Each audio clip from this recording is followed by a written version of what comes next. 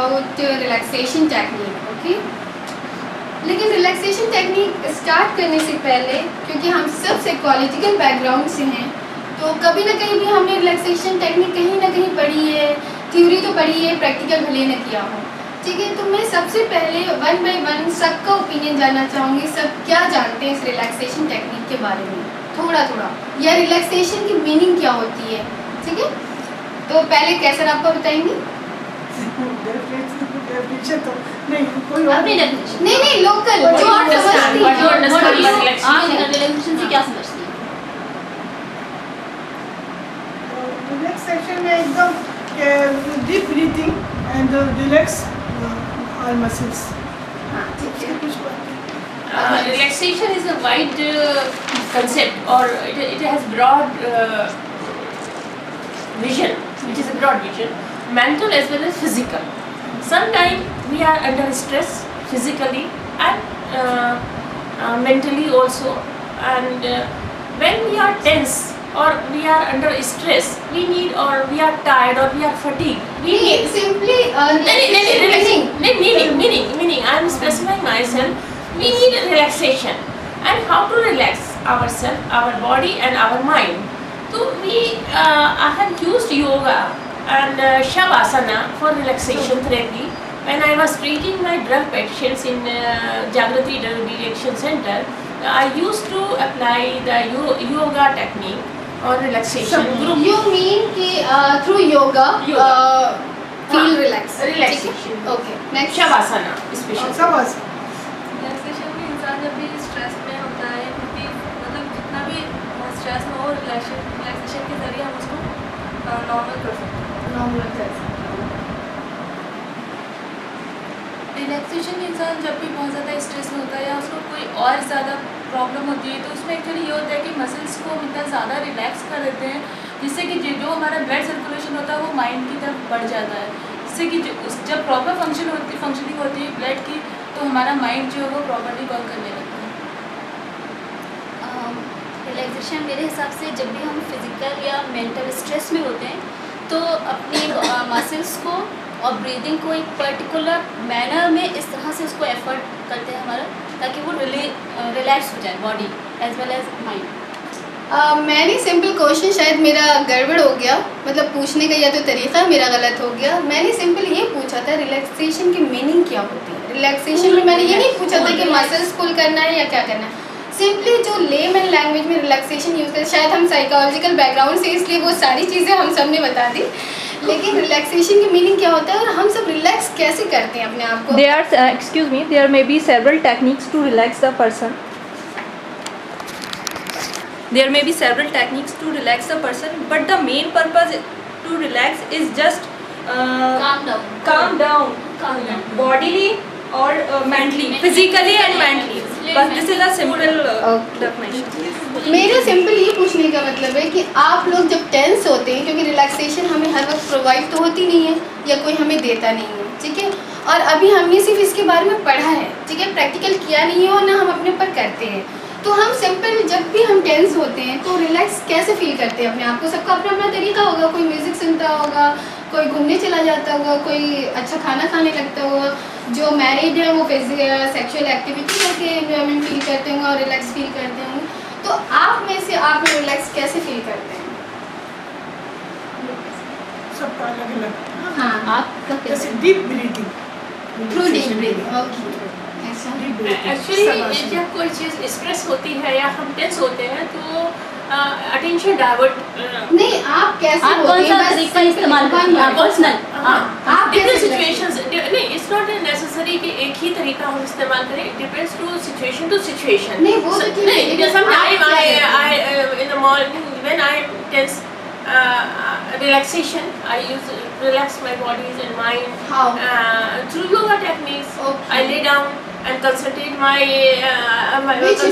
which yoga you use? Shavasana. Okay. The next. Through music. Okay. Prayer. Prayer मैं music सुनती हूँ, old Hindi song very good. या फिर मैं घूमने चली जाती हूँ, फ्रैंकली स्पीकिंग। मैं भी घूमने चली जाती हूँ। सिंपल रिलैक्सेशन मीन्स होता है आपको रेस्ट आफ्टर एफर्ट, ठीक है। जब हम कोई बहुत ज़्यादा एफर्ट लगाते हैं या फिजिकल एक्टिविटी करते हैं, उसके बाद जो हम रेस्ट लेते हैं उसमें हमें रिलैक्सेशन फील होता है। मतलब ऐसा हम जनरल फील करते हैं, कॉमन लैंग्वेज में कहा जाए तो। जब भी कभी भी हमने ऑब्जर्व किया होगा अपने आप को भी, जब हम दिन भर बहुत काम करते हैं, भागते हैं, दौड़ते हैं, इधर उधर जा रहे हैं, बहुत ज़्यादा काम किया, उसके बाद जब हम बिस्तर पे लेटते हैं तो हमें फील होता है रिलैक्स, ठीक है। तो इसका सिंपल वर्ड है relaxation means rest after effort, okay. उसके बाद इसको ये भी कह सकते हैं कि a state or condition which is opposite to the state of tension. मतलब अगर हम टेंस होंगे तो रिलैक्स नहीं होंगे, रिलैक्स होंगे तो टेंस नहीं होंगे, ठीक है। दोनों कंडीशन में फ़र्क है, मतलब दोनों ऑपोजिट हैं, ऑपोजिट पोल हैं या ऑपोजिट कॉइन है एक दूसरे का, ठीक है, ऑपोजिट साइड ऑफ कॉइन। तो इसमें हम ये कहते हैं कि जब भी हम टेंस होंगे, अगर हम कोई टेंस है और हमने उसको रिलैक्स करा दिया तो इट मीन्स वो रिलैक्स से टेंस नहीं है, दोनों चीज़ साथ नहीं हो सकती, ठीक है। ये बहुत मेजर फ़र्क है टेंशन और रिलैक्सेशन, जो कि हम कभी ध्यान नहीं देते हैं, जबकि हमें मालूम होता है, सबको ये चीज़ मालूम है कि जब हम टेंस होंगे तो हम रिलैक्स नहीं होंगे, रिलैक्स होंगे तो टेंस नहीं होंगे, लेकिन इस पर कोई फोकस नहीं करता, उसे पता नहीं चलता है, क्योंकि एक ये दोनों ऑपोजिट सिचुएशन और कंडीशन है, ठीक है। स्टेट है लेकिन ऑपोजिट स्टेट है। अब हम रिलैक्सेशन टेक्निक क्यों पढ़ना चाहते हैं भाई? जब हम म्यूज़िक सुन के रिलैक्स हो जा रहे हैं, हम खाना खा के रिलैक्स हो जा रहे हैं, हम घूम के रिलैक्स हो जा रहे हैं, और हम जो है कभी डांस करके रिलैक्स हो जा रहे हैं, तो हमें रिलैक्सेशन टेक्निक पढ़ने की ज़रूरत क्या है जब हम रिलैक्स हो जा रहे हैं? क्वेश्चन इज दैट कैसे वापस से स्टार्ट करो, हम क्यों रिलैक्सेशन टेक्निक पढ़ने जा रहे हैं आज? नहीं, उसकी ड्यूरेशन ज़्यादा हो जाता है, नहीं हो नहीं पाते इतना रिलैक्स। सिंपल नॉर्मल लाइफ में तो आदमी रिलैक्स हो सकता है, लेकिन थोड़ा ज़्यादा उसकी इंटेंसिटी ज़्यादा होगी टेंशन की, तब रिलैक्सेशन, जब इंटेंसिटी ज़्यादा। बिकॉज हम सब लोग प्रैक्टिशनर हैं, साइकोलॉजी प्रैक्टिस करने जा रहे हैं और कर रहे हैं अपनी जगह।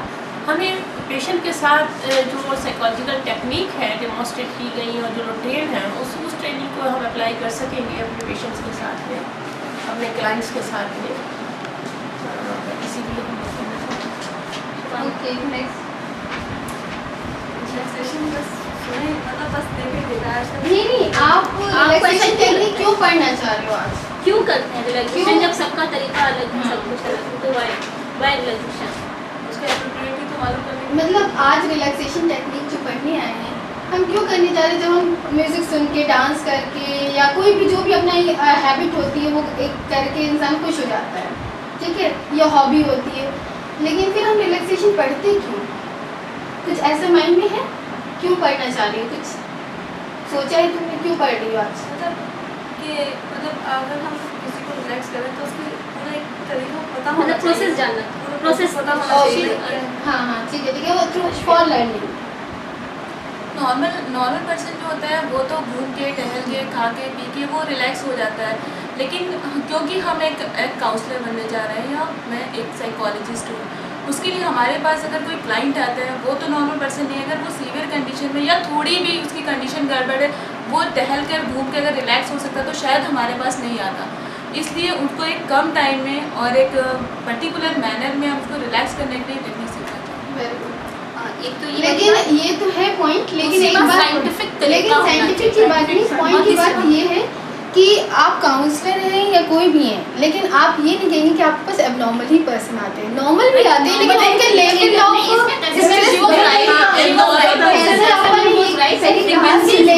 स्ट्रेस बढ़ जाता है। तो इसलिए कभी भी तुम्हारी बात पूरी बिल्कुल सही थी, लेकिन उसमें ये है कि नॉर्मल वाली चीज़ तुम अलग से नहीं लाओगे, तुम ये कहोगे लेवल बढ़ाओगे, तभी ठीक है। रिहाना आप कुछ रोशनी डालना चाहेंगे? ये दो चीज़ें, एक तो साइंटिफिक तरीका होता है, ये तो मतलब म्यूजिक है, ये तो एक लेमन प्रोसेस हो गया, ठीक है, ये सारी चीज़ें हालांकि रिलैक्सेशन में हैं। पहले दूसरी चीज़ ये कि मैम जो कह रही है फ्रीक्वेंसी अगर किसी भी चीज़ की बढ़ गई, टेंशन की या उसकी, तो उसके लिए हमें साइंटिफिक तरीका यूज़ करना ही पड़ेगा, जिसमें मसल्स को किस तरह यूज़ करना है, ब्रीदिंग की एक पर्टिकुलर एफर्ट, मतलब जो तरीका है वो मालूम होना चाहिए। ब्रीदिंग इज़ नॉर्मल, लेकिन हम सब सांस लेते हैं, लेकिन हमें पता नहीं होता हम सांस इसका प्रॉपर प्रॉपर है, किसी कब इनटेक है कब का है। तो इस ये चीज़ जब जो है वो हमें टेक्निक से टेक्निक से मालूम है। सबने बहुत ही अच्छा आंसर दिया, सबने बहुत ही रिजेंबल दिया, खास तौर से उसने बहुत ही अच्छा आंसर दिया, पूरा कंप्लीट था सिवाय इसको लेके। लेकिन रिलैक्सेशन टेक्निक जो है हमें एक सिस्टमैटिकली, जो रेहाना आपा ने बहुत स्टार्टिंग में बोला था कि सिस्टमैटिकली हमें रिलैक्स कराने का तरीका बताता है और उसे हम लर्न करवाते हैं ताकि फर्दर हमारे जब प्रॉब्लम आए या हमारे क्लाइंट को कभी प्रॉब्लम आए तो वो उस चीज़ को लर्न आउट करके वो खुद ही कोप करने लगे। ठीक है, इसके relaxation technique produce make the individual learn systematically to relax and make it habit. Main मकसद हमारा ये होता है कि क्लाइंट को हम लर्न कराते हैं सिस्टमैटिकली कि वो कैसे रिलैक्स हो और उसको एक हैबिट में अपने डालें कि वो ज़्यादातर जब भी टेंशन वाली कंडीशन में हो या स्ट्रेस वाली कंडीशन में हो तो उसको अपने आप को रिड्यूस करने लगे थ्रू थ्रू रिलैक्सेशन। ठीक है, step by step. Next, definition of relaxation technique. वैसे तो बहुत सारों ने डेफिनेशंस दी है रिलैक्सेशन टेक्निक के बहुत उसमें, लेकिन मुझे 2 डेफिनेशन जो बहुत अच्छी लगी वो मैं आप लोग को बताना चाहूँगी। ये है डेफिनेशन ऑफ रिलैक्सेशन टेक्निक। ठीक है, according to Selvin, relaxation would means a complete resignation of the body to the level of gravity, the mind to the nature and the entire energy transfer to a deep dynamic breathing. जितनी भी हम जब भी हम body को relax कराते हैं तो हम उसमें डीप ब्रीदिंग का बहुत ज़्यादा फोकस करते हैं। जो हमें एनर्जी ट्रांसफ़र होती है वो थ्रू डीप ब्रीदिंग होती है। Second one is according to Rousseau at all, relaxation is the behavioural aspirin.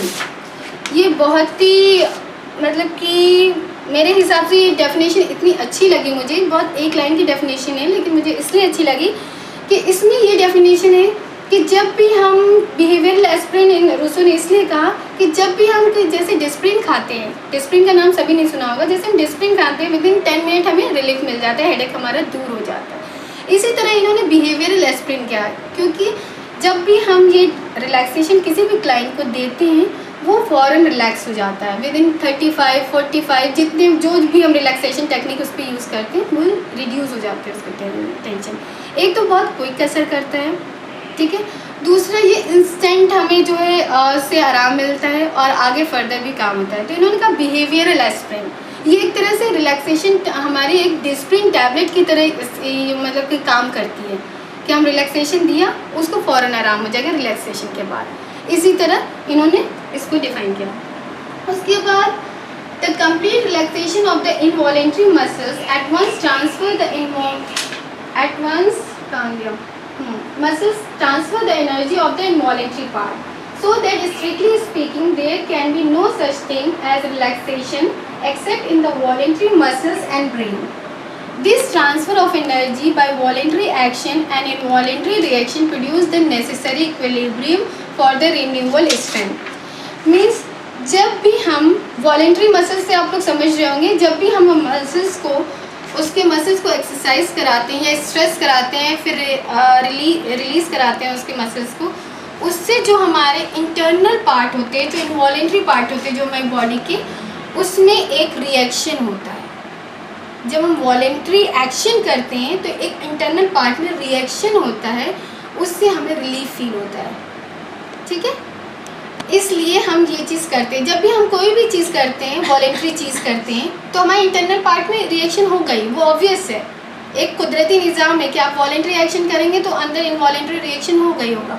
इसी तरह हम रिलैक्सेशन टेक्निक में जब भी हम वॉलेंट्री चीज़ कराते हैं तो उसका इनवॉलेंट्री रिएक्शन होता है जो कि हमें एक स्ट्रेंथ देता है कोप करने के लिए, स्ट्रेस को रिलीज़ करने के लिए एक स्ट्रेंथ हमें प्रोवाइड करता है।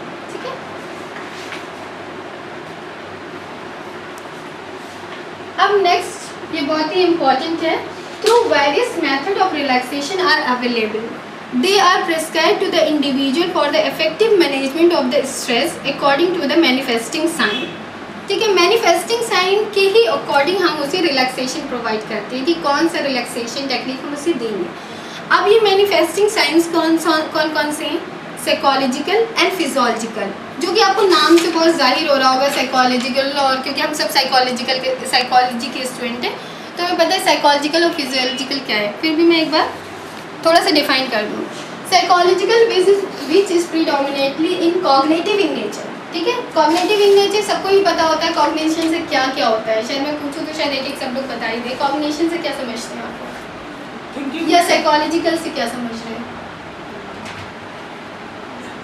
मेंटल स्टेटस, हम्म, थिंकिंग डिस्टर्बेंस। मतलब साइकोलॉजिकल जो है कॉग्निशन से रिलेटेड होता है, ये तो मैंने हिंट दे ही दिया, लेकिन इसमें क्या क्या पॉइंट आ सकते हैं आप लोगों के? देखिए इमोशनल डिस्टर्बेंस हो सकता है, इमोशनल डिस्टर्बेंस है, Behavioral है, रीजनिंग डिस्टॉर्टेड थॉट्स हो सकते हैं। आप लोग बहुत डेप्थ में जा रहे हैं, थोड़ा ऊपर लेवल में। थॉट डिस्टर्बेंस होता है। नहीं, हमें इन जनरल क्या प्रॉब्लम होगी? यहाँ कौन सुन रहा है? नहीं, इन जनरल हमें क्या प्रॉब्लम हो जाएगी अगर हमें साइकोलॉजिकल प्रॉब्लम अगर किसी को हो गई है, तो किस ये साइकोलॉजिकल साइन नहीं, Anxiety. साइकोलॉजिकल साइन क्या देगा वो, जो हमें थोड़ा सा पता चलेगा? जहाँ हमें इसकी नॉर्मल बिहेवियर, अच्छा या कोई भी दे दे, कोई जरूरी नहीं कि दो ही लोग थे। देखिए सिचुएशन उसकी टेंस लगेगा, वो बाय फेस टेंस, उसकी बाय फेस वो टेंस लगेगा। साइकोमोटर एक्टिविटीज से उसको पता चलेगा कि कोऑर्डिनेशन नहीं है, फिजिकल चेंजेस होंगे, पैल्पिटेशन, स्वेटिंग एंड एवरीथिंग। सांस मेन मकसद ये है कि हमें कैसे पता चलेगा कि साइकोलॉजिकल साइन है, क्योंकि हम लोग क्लिनिकल सेटअप में हैं, ठीक है, या जिसका नहीं वो भी इन फ्यूचर खोलेगा या करेगा कहीं ना कहीं, हम इसीलिए सीख रहे हैं। तो हमें कैसे पता चलेगा कि साइकोलॉजिकल साइन दे रहा है या फिजियोलॉजिकल साइन दे रहा है, और कैसे हमें डिसाइड करना है, ठीक है। तो हमें देखिए इनएबिलिटी टू कॉन्सेंट्रेट, जब पेशेंट आएगा और हम उससे कुछ क्वेश्चंस करेंगे तो वो कॉन्सेंट्रेट सही से नहीं कर पाएगा, ठीक है, किसी भी चीज़ में सही से कॉन्सेंट्रेशन नहीं होगा उसका। दूसरा पुअर मेमोरी होगी, जब कॉन्सेंट्रेशन कम होगा तो ऑब्वियसली बात है पुअर मेमोरी होगी उसकी, ठीक है। डिफिकल्टी इन मेकिंग डिसीजन नहीं ले पा रहा है, तभी वो आपके पास आया है, किसी भी छोटी छोटी बात में डिसीजन नहीं ले पा रहा है वो। अननेसेसरी इमेजिनेशन, ठीक है, प्रॉब्लम इंसोम्निया, और सोने की प्रॉब्लम हो जाएगी उससे। Extreme sensitivity and so on, मतलब इस तरह की जो आपको सिम्टम्स दिखेंगे वो साइकोलॉजिकल सिम्टम्स में आएंगे, साइंस में आएंगे, ठीक है। अब फिजियोलॉजिकल तो सब बिना देखे ही बता देंगे, हेडेक होता है, स्वेटिंग होती है, देखने से ही पता है, पैल्पिटेशन है, हाई ब्लड प्रेशर है, शॉर्टनेस ऑफ ब्रीथ है, तो ये सब चीज़ देख के ही पता चल जाएगी हमें, ठीक है। फिजियोलॉजिकल मीन्स ऑब्जर्वेबल, जो हमें पेशेंट को देखते ही पता चल जाएगा, बिल्कुल वो स्वेटिंग कर रहा है, आपके पास आया हुआ है, या उसको जो है बहुत पैल्पिटेशन हुआ, घबरा रहा है, या कोई चीज़ हाई ब्लड प्रेशर हो रहा है, तो आप देखते ही समझ जाएंगे फिजिकल सिम्टम्स दे रहा है, ठीक है। और साइकोलॉजिकल में ऑब्जर्वेबल जब हो सकता है जब आपके बहुत कीन ऑब्जर्वर हों, थ्रू हिस्ट्री भी, हाँ थ्रू हिस्ट्री भी आपको पता चल जाएगा, ठीक है। अब अकॉर्डिंग टू गोमारियान, इन्होंने 1992 में एक रिसर्च किया जिसमें इन्होंने बताया कि 68% of those who experience anxiety shows both cognitive and somatic symptoms, while 16% suffer from somatic symptoms alone. इन्होंने ये देखा कि जो भी हमारे पास साइकोलॉजिकल पेशेंट आते हैं या क्लाइंट आते हैं, वो जो है सिम्टम्स 68% जो है सिम्टम्स दे रहे हैं, दोनों फिजियोलॉजिकल भी दे रहे हैं, साइकोलॉजिकल भी दे रहे हैं, और ओनली 16% लोग जो है सिर्फ फिजियोलॉजिकल दे रहे हैं, ठीक है। तो हम रिलैक्सेशन टेक्निक उनमें वैसे तो हम दोनों भी यूज़ कर सकते हैं, लेकिन ज़्यादातर जो भी एक्सपीरियंस होता है और साइकोलॉजिकल सिम्टम्स दे रहा है तो उसको रिलैक्सेशन टेक्निक देना बेटर है, ठीक है। वैसे तो बहुत सारे रिलैक्सेशन टेक्निक है आजकल, तो बहुत ही हो गए हैं रिलैक्सेशन देने, तो yoga, meditation and so on, लेकिन हम बाय फीडबैक सभी आ रहे हैं, लेकिन मैंने जो यहाँ मेंशन किया सिर्फ 4 किया है। क्यों किया है? क्योंकि मुझे ये सिर्फ 4 ही आते हैं फिलहाल, जिसमें कमांड है मुझे, ठीक है। तो इसलिए मैंने और सबको इसमें इंक्लूड नहीं किया, क्योंकि मुझे ये 4 आते हैं सिर्फ। 4 में क्या हो गया? पहला है JPMR, Jacobson progressive muscles relaxation technique. Second one is rapid relaxation method, जो कि राजेश सर से हमने सीखा था, और ऑटो सजेशन जो कि अनुराग सर से सीखा था, and fourth one is Barota relaxation technique. इनका अपना बरोटा रिलैक्सेशन टेक्निक है जिसमें इन्होंने योगा को मेन फोकस किया, 4 योगा में। ये सब मैं आपको शॉर्ट में बताना चाहूँगी कि बरोटा ने जो दिया है रिलैक्सेशन टेक्निक, उसमें 4 योगा का यूज़ किया है इन्होंने, ऑटो सजेशन में आप सजेशन देते हैं, जो कि अनुराग सर ने बताया था, सजेशन के साथ आप रिलैक्स कराते हैं। एंड रैपिड में आप जैसे क्लिनिक सेटअप में हैं, आपके पास बहुत कम टाइम है, उसमें आप 15 मिनट्स में आप उसको रिलैक्स करा सकते हैं। लेकिन आज जो मैं आपको बताने जा रही हूँ वो JPMR बताऊँगी, ठीक है।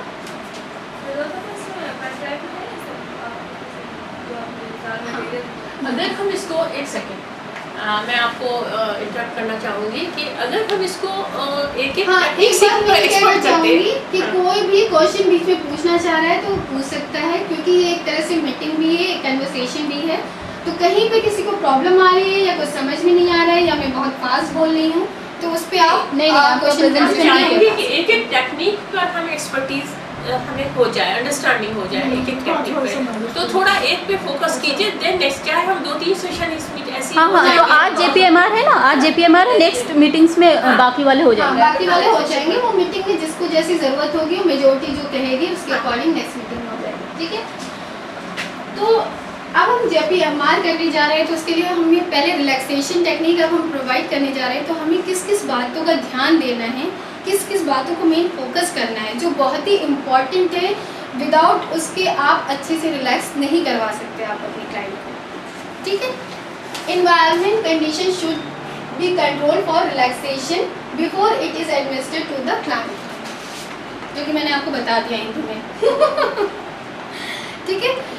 There are 2 types of environment। हमने environment कंट्रोल करने की बात कही कि हमें एडमिनिस्टर करने से पहले environment को कंट्रोल करना है। तो कंट्रोल कैसे करेंगे और कितने टाइप के इन्वायरमेंट होते हैं? हमने 2 टाइप के इन्वायरमेंट यहाँ पे दिखाया है, जो 2 टाइप के इन्वायरमेंट को हमें कंट्रोल करना है। एक्सटर्नल इन्वायरमेंट, जो कि नाम से ही अपना बता रहा है कि सेपरेट रूम होना चाहिए, ठीक है भाई। जब भी हम किसी को रिलैक्स कराएंगे, सबके सामने रिलैक्स कराएंगे, तो वो इतना रिलैक्स फील नहीं करेगा। ऑब्वियस सी बात है, एक सेपरेट रूम होना चाहिए। सेपरेट रूम के साथ क्या होना चाहिए? Free from disturbance. जितना हो सके उतना उस रूम को जो डिस्टर्बेंस से अलग रखें, ठीक है। डिस्टर्बेंस या नॉइस उसमें ना आए रूम में, क्योंकि आप नॉइस आता रहेगा तो उसका ध्यान बटेगा, तो वो आपकी आवाज़ पे कंसंट्रेट नहीं करेगा, ठीक है। रूम ऐसा होना चाहिए, एक तो सेपरेट रूम होना चाहिए, दूसरा जो है वो नॉइस फ्री होना चाहिए, ठीक है। Should not be very bright room. बहुत ब्राइट नहीं होना चाहिए, बहुत सारी लाइटें जल रही हैं आपके रूम में, ठीक है, आप जलाइए लाइट, अपने क्लिनिक में जला रहे हैं, लेकिन जब आप रिलैक्सेशन करने जाएं तो 1-2 लाइट ऑफ कर दें, एक लाइट छोटी सी जले जिससे वो रिलैक्स फील करें, ठीक है। Should be proper ventilation. उसका वेंटिलेशन बहुत ही प्रॉपर होना चाहिए। ऐसा नहीं है कि बहुत ही कॉम्पैक्ट रूम है, विंडो भी नहीं है, एग्जॉस्ट फैन भी नहीं है, डोर भी नहीं है या कभी खुलता ही नहीं है, ऐसा नहीं होना चाहिए जिसमें घुटन सी फील हो, ठीक। माइंड एंजॉयमेंट ऑर्डर भी डाल सकते हैं आप चाहें तो, ठीक है। थोड़ी सी खुशबू, बहुत एक्सेसिव नहीं होनी चाहिए, क्योंकि कुछ लोग इतने सेंसिटिव होते हैं कि अगर स्मेल ज़्यादा आ रही हो परफ्यूम की या उसे उन्हें चक्कर आने लगता है। ऐसे नहीं, बहुत लाइट सा, उससे सूदिंग इफेक्ट होता है। It should have some pleasing scenery.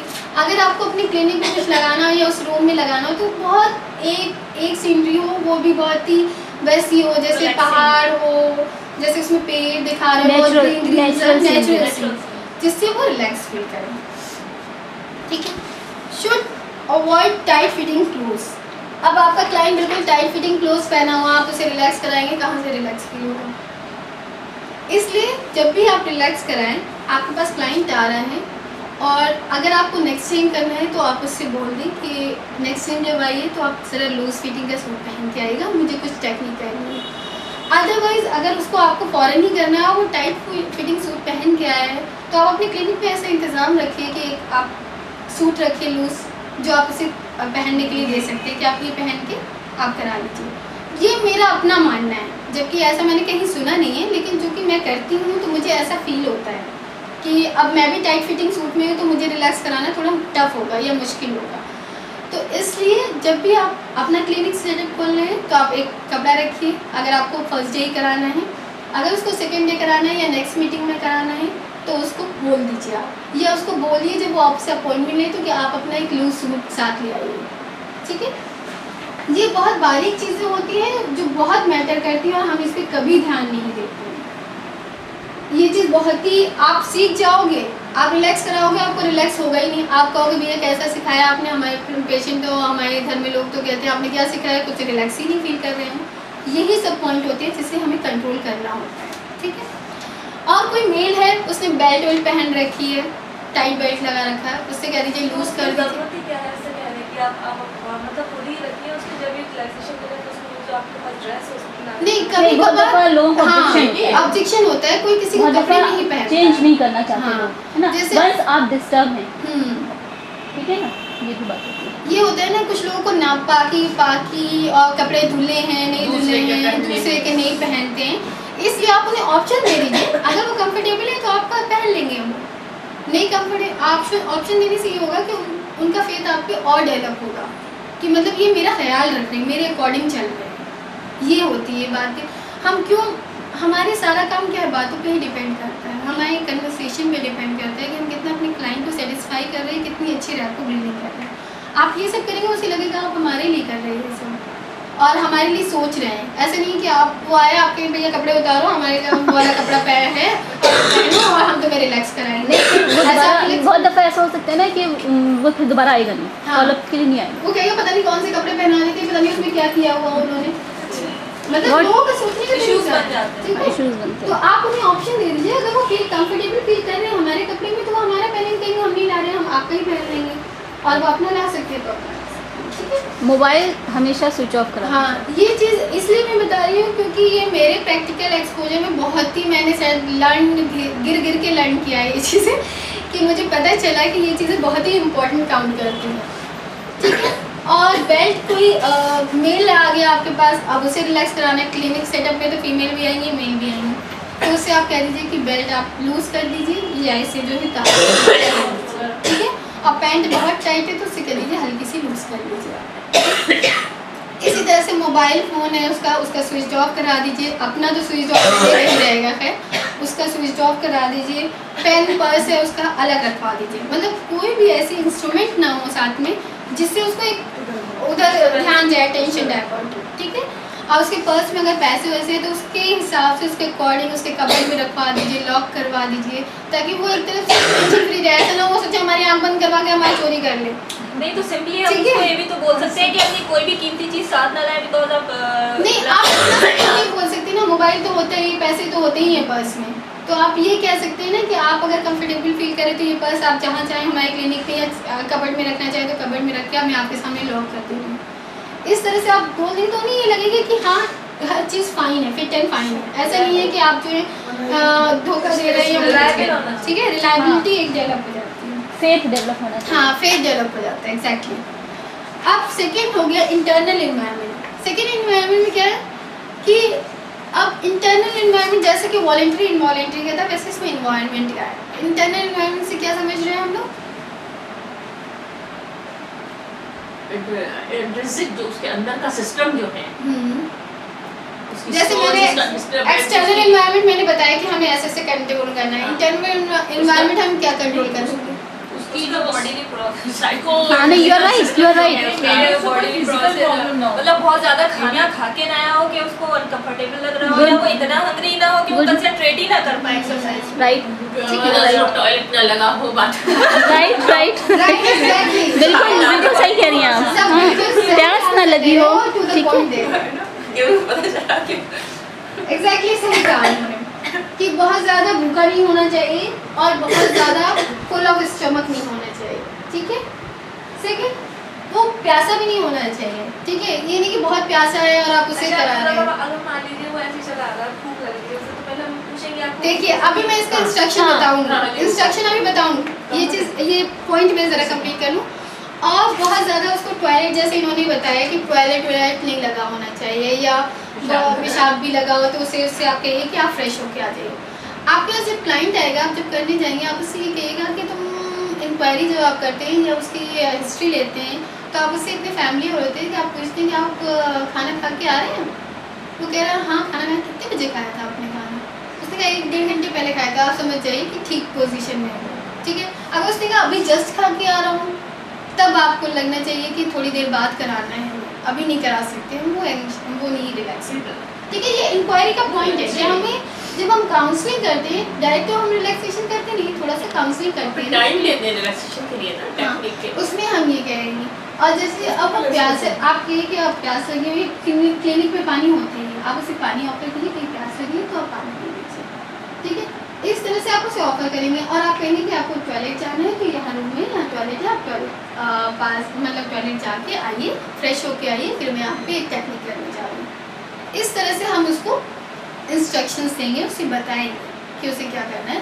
इससे हमारी बातें क्लियर हो जाएंगी बिल्कुल, ठीक है। जो जो पॉइंट हमें बताया हमें पता चल जाएगा। हमारा रूम का सेटअप, एक्सटर्नल एनवायरनमेंट तो हम कर ही लेते हैं अपने आप में, जितना हो सकता है। बहुत सारे क्लिनिक सेटअप में इतना ज़्यादा नहीं हो सकता, लेकिन जितना पॉसिबल है उतना तो हम करते ही हैं, ठीक है। इंटरनल एनवायरनमेंट इंक्वायरी से पूरी हो जाएगी हमारी कि वो किस कंडीशन में है और उसको फ्रेश करा के। एक्सक्यूज मी, मैं आई इंटरप्ट यू बिटवीन कि देखिए जब हम रिलैक्सेशन टेक्निक करेंगे और क्योंकि हमारी फर्स्ट इनिशियल स्टेज में तो होगी नहीं, सेकंड मीटिंग में ही होगी, तो हम लोग इंस्ट्रक्शन दे सकते हैं कि आपके लिए हम रिलैक्सेशन को जरूरत है। इट्स नॉट कंपलसरी कि आप compulsory। उस मीटिंग में नहीं, वो तो ठीक है, लेकिन अगर हमें ज़रूरत है तो उसको पहले बता सकते हैं कि रिलैक्सेशन में इन बातों का ख्याल आपको रखना है कि जैसे खाने का, इसका उसका, ये सारी चीज़ें हम बता सकते हैं।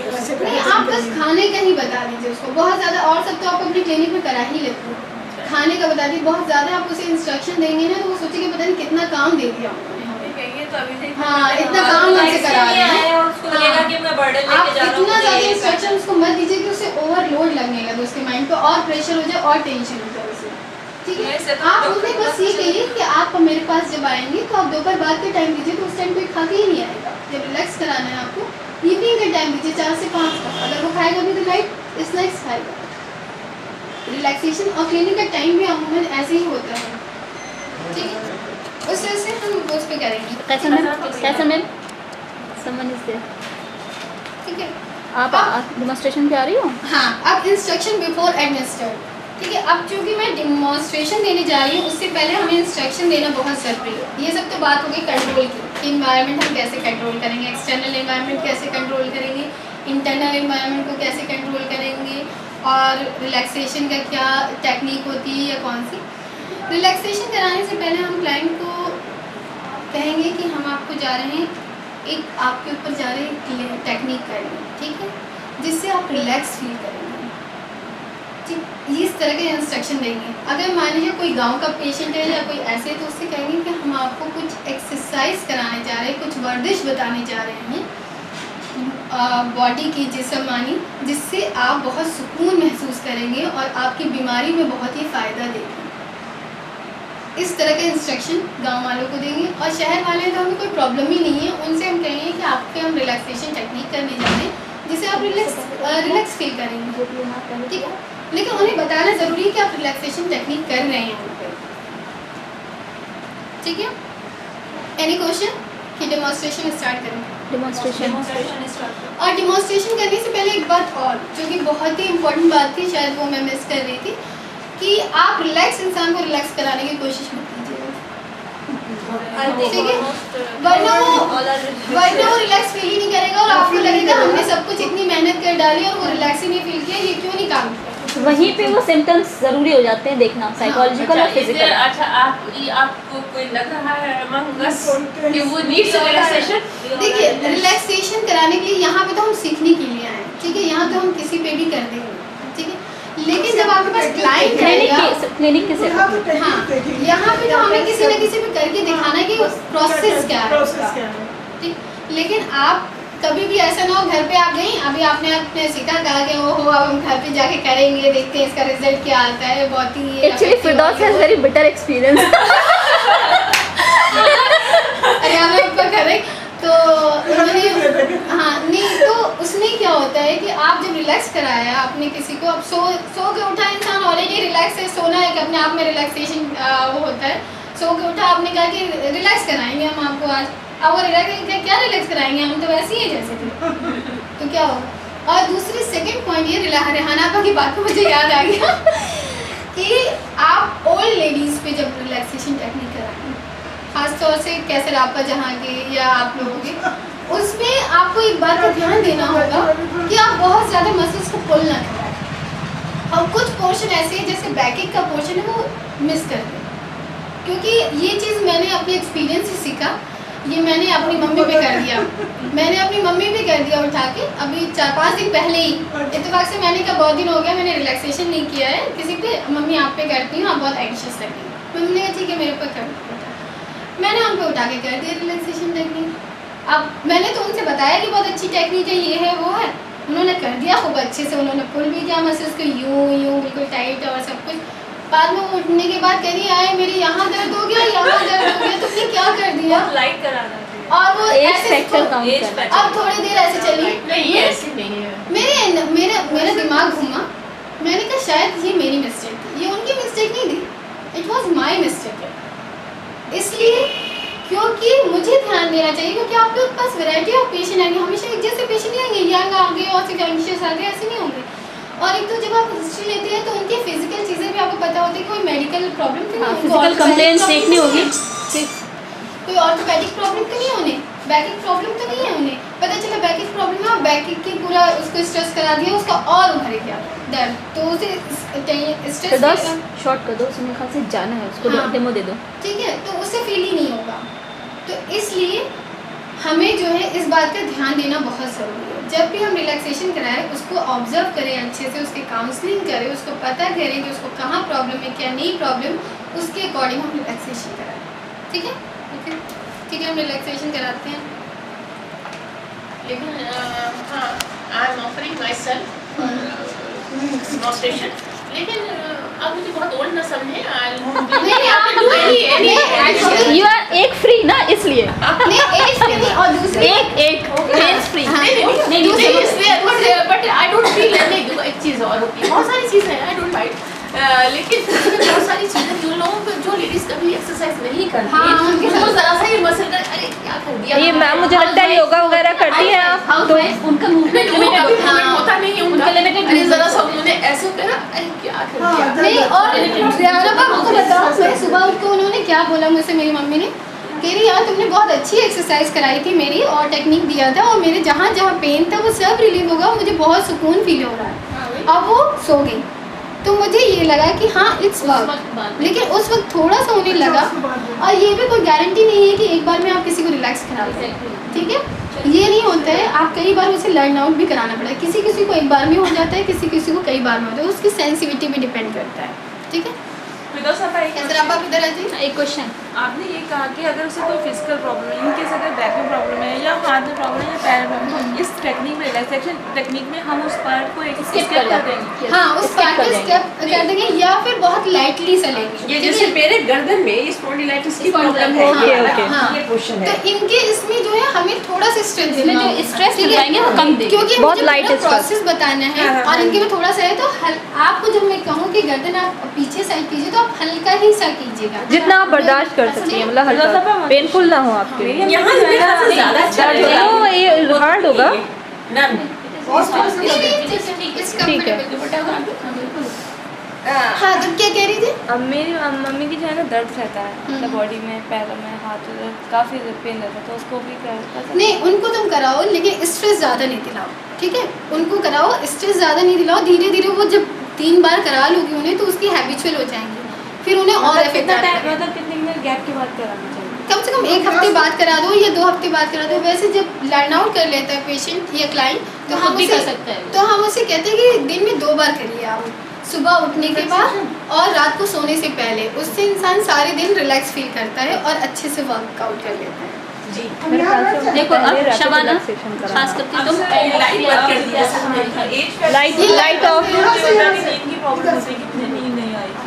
हाँ, ठीक है। बस एक लाइट जलती रहती है पीछे हाँ, वाली, पीछे वाली जगह ये बंद कर ये वाला ये भी बंद कर, ये भी बंद कर दी। बस ठीक है। वीडियो आ रही है, चली है, उधर मेरी आँख तो जा रही है ना, ये ऊपर वाली बंद कर नहीं देंगे। पीछे वाली रहेगी, ये वाली आइज में जा रही हूँ। और नहीं नहीं, वैसे मैं वो जला दी थी, ये बंद कर नहीं वो बंद कर दीजिए। बस। और इसमें रिलैक्सेशन में मासूमा आपा, मैं आपको एक टेक्निक करवाने जा रही हूँ आप पे, ठीक है, जिससे आप जो है रिलैक्स फील करेंगे। रिलैक्सेशन टेक्निक आप पे होने जा रही है। अब आपको जो है सिर्फ मेरे वॉइस पे ध्यान देना है, जैसे जैसे मैं कहूँ वैसे वैसे आपको करना है।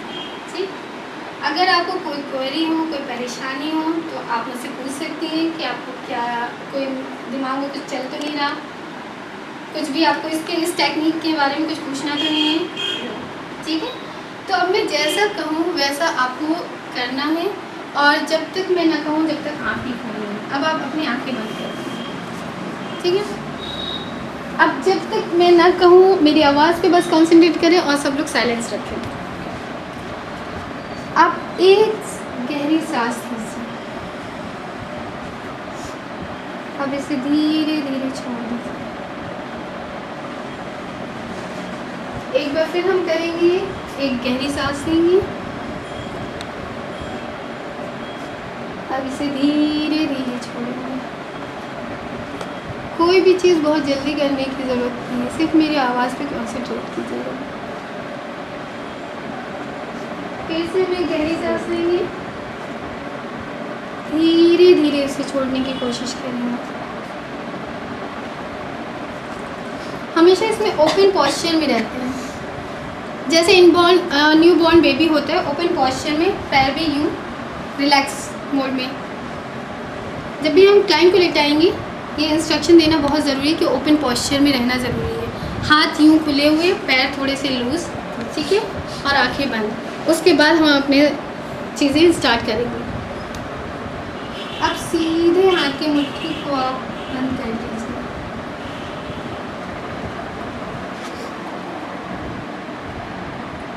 और टाइट कीजिए,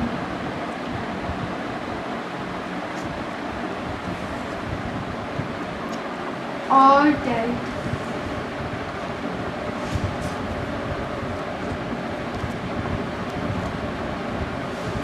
अब इसे धीरे धीरे छोड़ें।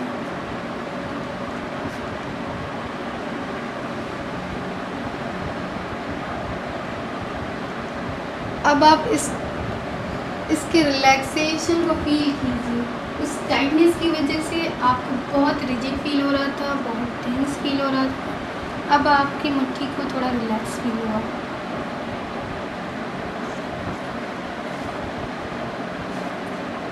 अब इसी तरह हम दूसरे हाथ की मुट्ठी को बंद करेंगे,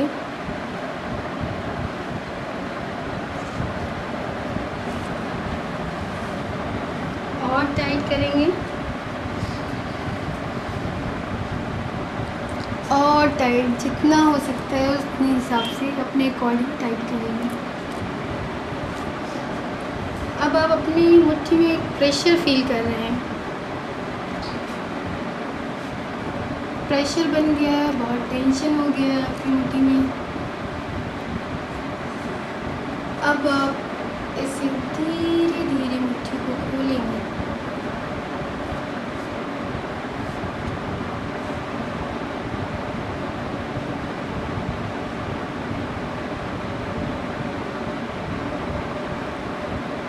अब आप पहले जो टेंशन फील कर रहे थे अपने मुट्ठी में, अब उसे रिलैक्स फील कर रहे हैं आप। आपकी मुट्ठी बिल्कुल रिलैक्स फील हो रही है, इस टाइम पे आप रिलैक्स फील कर रहे हैं आपकी मुट्ठी में।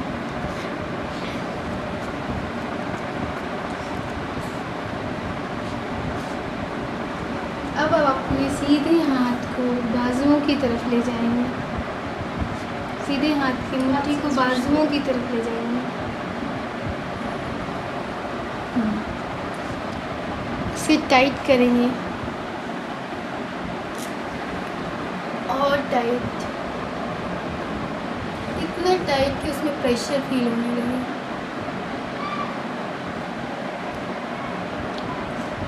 आप उसमें बहुत प्रेशर फील कर रहे हैं। अब इसे धीरे धीरे सीधा करेंगे हम,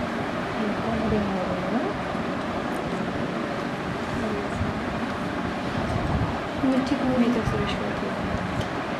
अब आप अपने सीधे हाथ को रिलैक्स महसूस कर रहे हैं, छोटा सा।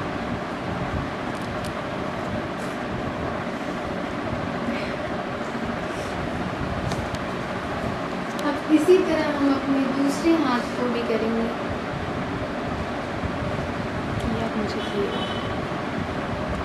इसे और टाइट करेंगे,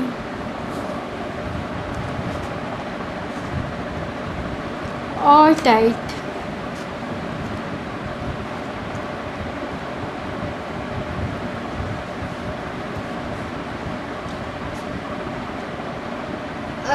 आपके बाजू में बहुत टेंशन सा, बहुत स्ट्रेस फील हो रहा है आपको, आप स्ट्रेस फील कर रहे हैं इसमें। अब इसे धीरे धीरे सीधा करेंगे अपने हाथ में, बहुत धीरे।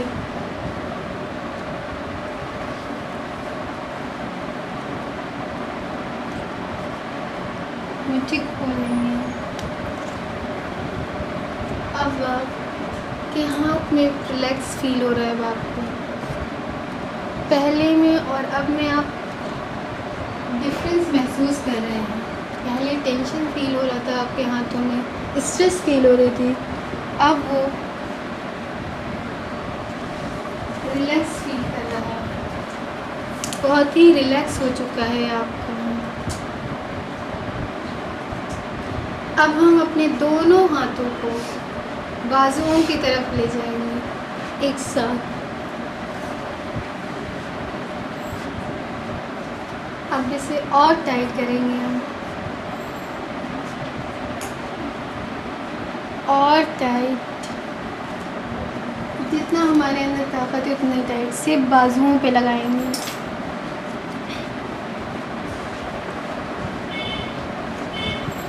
अब दोनों बाजुओं में बहुत ही टेंशन, बहुत स्ट्रेस फील हो रहा है। अब इसे धीरे धीरे नीचे करेंगे, सीधा कर दीजिए, मुट्ठी खोल लीजिए।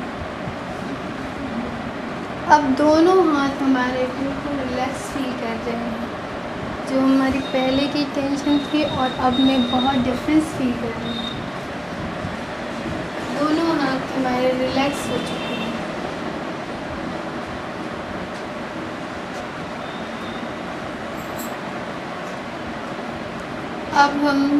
अब आप अपनी आई बॉल्स को विदाउट आँख खोले अपने आई बॉल्स को ऊपर साइड ले जाएंगे और ऊपर और ऊपर।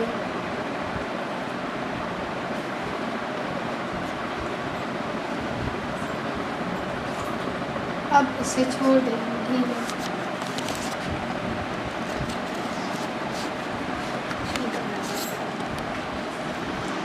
अब दोनों आई बॉल्स को हम सटाने की कोशिश करेंगे आपस में,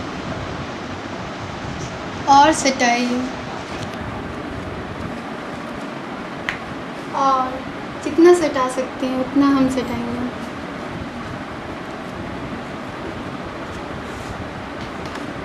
अब इसे धीरे धीरे ढीला छोड़ देंगे।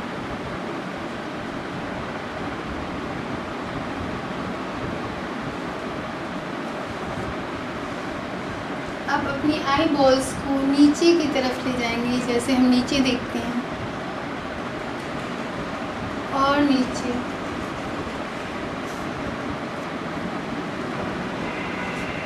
और नीचे, जितना हो सकता है उतना नीचे। इससे हमारी आँखों में बहुत स्ट्रेस हो रहा है। अब हम इसे ढीला छोड़ देंगे धीरे धीरे।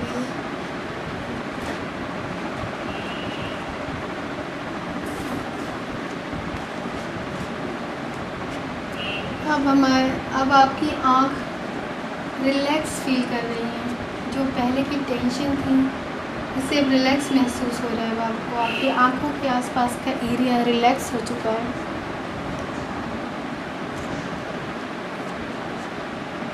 अब आप अपने दांतों को दबाएंगे एक दूसरे में, और टाइट,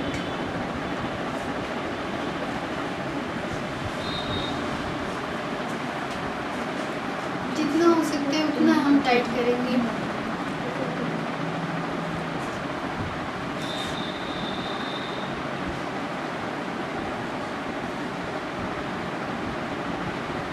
अब इसे लूज छोड़ देंगे।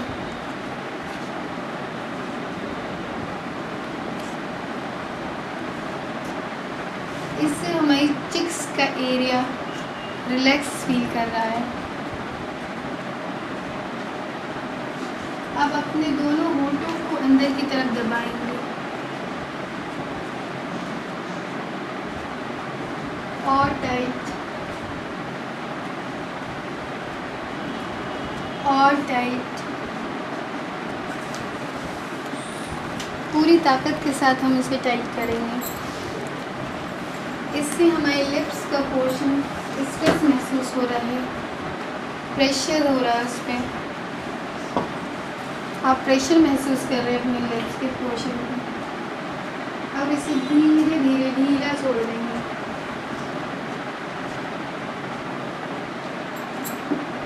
अब आप अपने लिप्स के पोर्शन को रिलैक्स फील कर रहे हैं। पहले और अब में डिफरेंस महसूस हो रहा है आपको। अब आपका लिप्स का पोर्शन रिलैक्स हो गया। अब अपनी ज़बान को तालू की तरफ सटाएंगे और टाइट और टाइट। जितना हो सकता है पूरी ताकत के साथ हम टाइट करेंगे।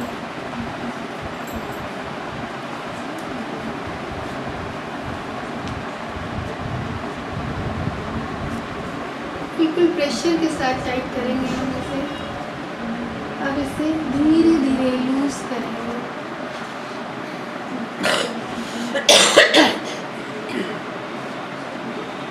इससे हमारे चेहरे के पूरे जितने मसल्स थे सब रिलैक्स हो चुके हैं। अब आपकी चेहरा बिल्कुल रिलैक्स फील कर रहा है।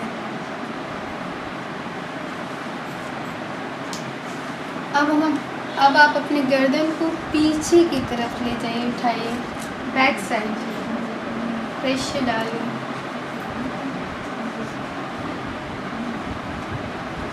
थोड़ा और।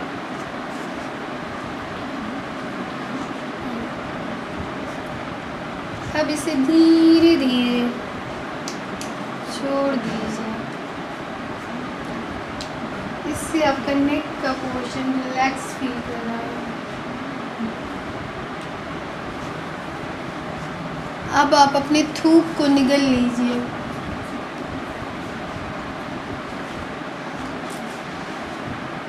अब आपका चेहरा, आपकी गर्दन रिलैक्स हो चुकी है। रिलैक्स महसूस कर रहे हैं अब आप अपनी गर्दन और चेहरे के लिए। अब आप अपनी कमर को उठाइए।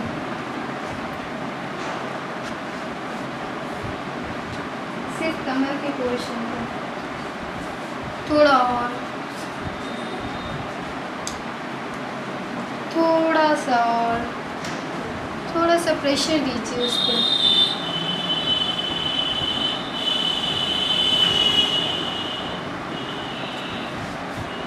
अब आपकी कमर में टेंशन सी फील होने लगी।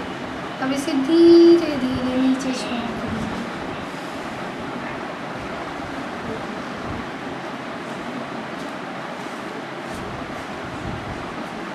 अब आपका कमर के एरिया रिलैक्स हो चुका है।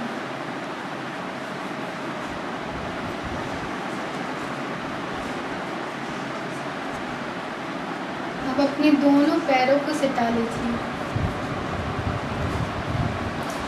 और टाइट सटाइए। इतना टाइट कि उसमें स्ट्रेस फील होने लगे, पूरी ताकत के साथ, जितनी ताकत है आपकी।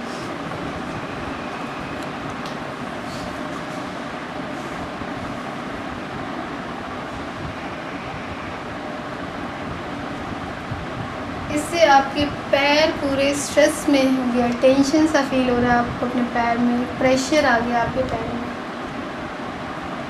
अब इसे धीरे धीरे, बहुत धीरे अलग कीजिए।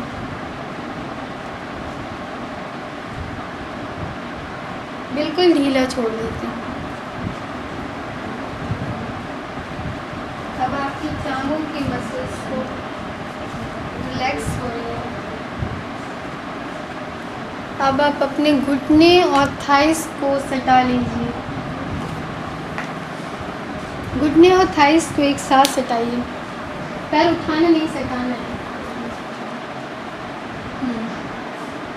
सिर्फ घुटने और थाइस को बिल्कुल टाइट सटा लीजिए। और टाइट,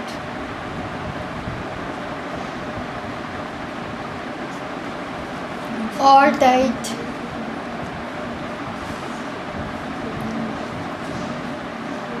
बिल्कुल टाइट। इतनी ताकत है, पूरी ताकत के साथ टाइट कर लीजिए। अब इसे ढीला छोड़ दीजिए। अब आपकी थाइज और घुटने तक की मसल्स बहुत ही रिलैक्स महसूस कर रही हैं। बिल्कुल ढीला छोड़ दीजिए। अब आपके थाइज की मसल्स पूरी तरह रिलैक्स हो चुकी हैं। अब घुटने को छोड़ के सिर्फ थाइस को सटाइए, सिर्फ थाइस को आपस में सटा लेते हैं। और टाइट,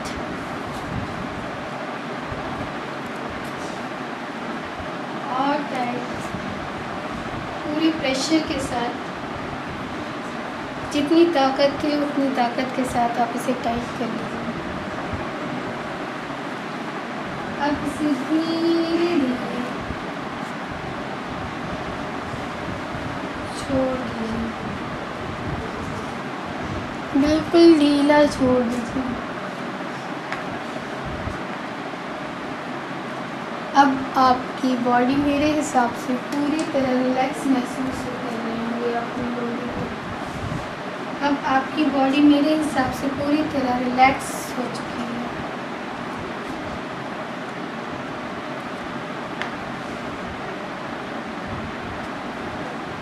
अब एक करवट लीजिए आप,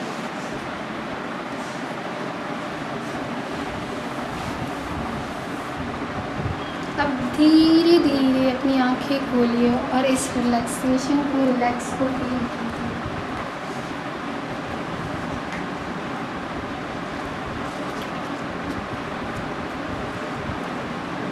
ये हमारी कंप्लीट रिलैक्सेशन हो गई, ठीक है। इस रिलैक्सेशन करने के बाद जब हम किसी को भी रिलैक्स कराते हैं, उसके बाद जो है कभी कभी क्लाइंट सोने के लिए बोलता है, क्योंकि वो इतना रिलैक्स हो जाता है कि वो चाहता है कि वो सो जाए, तो आप उसे छोड़ दीजिए कि वो सो जाए, ठीक है। कभी कभार क्लाइंट एंग्शियस हो जाता है या उसको कहीं पेन होता है, तो आप जब नेक्स्ट टाइम कराएंगे तो वो कोप अप हो जाता है, उसकी प्रैक्टिस हो जाती है। कभी कभार क्लाइंट का क्या होता है कि जैसे मैंने इनके गर्दन की हड्डी में इन्होंने पहले प्रॉब्लम बनाई थी, तो मैंने उसे हल्का सा रिलैक्स कर थोड़ा सा प्रेशर डलवाया था, ठीक है। ये डेमोन्स्ट्रेशन इनका हो गया। अब इनसे पूछते हैं कि इनको कैसा लगा। पता नहीं ये पहले से रिलैक्स थी या आराम से उठते हैं, क्योंकि ब्लड प्रेशर में चेंजेस आते हैं तो एकदम से नहीं उठा।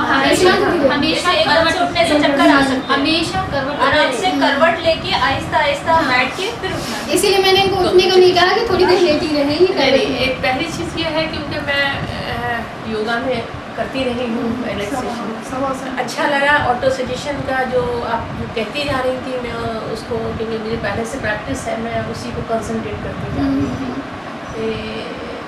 अच्छा लगा, मुझे रिलैक्स करती रही, क्योंकि मैं पहले से आदी भी हूँ इस चीज़ को, क्योंकि कंसंट्रेशन मेरा आपकी वॉइस पे था। हाँ, इसमें बहुत ज़रूरी होता है। पहले से जैसे कि ये मेरी बहुत अच्छी सब्जेक्ट रही, जो कि मेरे वॉइस पे बहुत कंट्रोल किया इन्होंने और उसको फील किया। इसलिए जब भी हम काउंसलिंग करते हैं, पहले तो काउंसलिंग ही करते हैं क्लाइंट की, तो उसको जब भी हम इंस्ट्रक्शन देते हैं, उसको कहते हैं कि हमारी वॉइस टोन पे एक चीज़ मैं ऐड करना चाहूँगी, जब हम बोलते हैं रिलैक्स कराते वक्त या कोई भी इस तरह की टेक्निक यूज़ करते हैं, तो जो हमारी वॉइस होती है उसका टोन, हाँ, बहुत पॉज और उसका जो म्यूट होता है वो बहुत मायने रखता है कि कहाँ पे आपको टाइम गैप देना है। जैसे मैं जब टेंशन वाला बोल रही थी, जब रिलैक्स करा रही थी, उसमें थोड़ा सा टाइम गैप ज़्यादा होना चाहिए।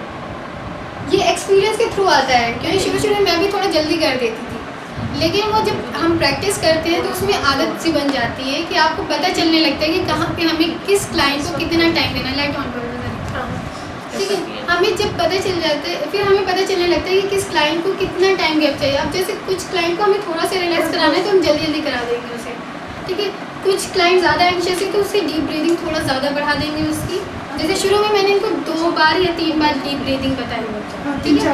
लेकिन जब एंशियस ज़्यादा क्लाइंट हो तो उसे हम 4-5-6 बार कराएंगे ताकि थोड़ी सी उसकी बॉडी कंट्रोल में आ जाए। उसके बाद वैसे हम लोग लेकिन हम लोग तो सब एक चीज़ बताइए, मैं एक स्टेप मिस कर गई। जब आइज़ ऊपर की उसके बाद क्या था? आइज़ ऊपर और नीचे करने के बीच में यूनिका बॉल कीजिए तो हमने अपने जैसे आंखें तो बंद है लेकिन हमने ऐसे मसल्स जो थी आई बॉल की उसको ऊपर नहीं, आई बॉल आपने ऊपर करवाई, हाँ, उसके बाद आई बॉल्स ऊपर करना है, फिर नीचे नहीं, गड़ाना है। बराबर से अच्छा, बड़ा, अच्छा। ऐसे किया फिर